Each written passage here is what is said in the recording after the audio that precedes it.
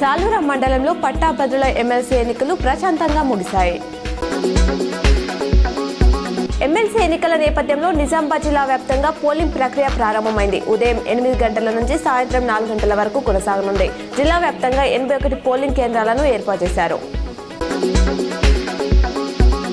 144 ఏళ్లకు ఒకసారి వచ్చే అత్యంత అరుదైన మహాకుంభమేళా నిన్నటితో ముగిసింది. త్రివేణి సంగమం వద్ద 45 రోజుల్లో 66.21 కోట్ల మంది భక్తులు పుణ్యస్నానాలు ఆచరించారు.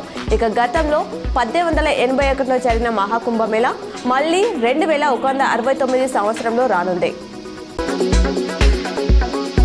ప్రభుత్వ ప్రైవేట్ రవాణా వాహనాలకు లొకేషన్ ట్రేసింగ్ డివైస్లను తప్పనిసరిగా అమర్చాలని రాష్ట్ర ప్రభుత్వం నిర్ణయించింది. ప్రయాణికుల భద్రత కోసం పబ్లిక్ ట్రాన్స్పోర్ట్ గూడ్స్ వెహికల్స్ కు కొత్త పాత ఈ రూల్ ను తేనుంది. దీనిపై అనుమతి కోసం కేంద్రానికి లేఖ రాసింది. కేంద్రం అనుమతిస్తే దేశంలోనే తొలిసారి ఇది జరగనుంది. ఉమ్మడి నిజామాబాద్ జిల్లా వ్యాప్తంగా ఎమ్మెల్సీ ఎన్నికల పోలింగ్ మొదలైంది. ఉదయం 8 గంటలకు పోలింగ్ ను ప్రారంభించారు. పట్టాభద్రులు, ఉపాధ్యాయులు పోలింగ్ కేంద్రాలకు వచ్చి ఓట్లు వేస్తున్నారు. నిజామాబాద్, కామారెడ్డి జిల్లాలో పట్టాభద్రుల ఓటర్లు 47,981 మంది, ఉపాధ్యాయ ఓటర్లు 5,762 మంది ఉన్నారు.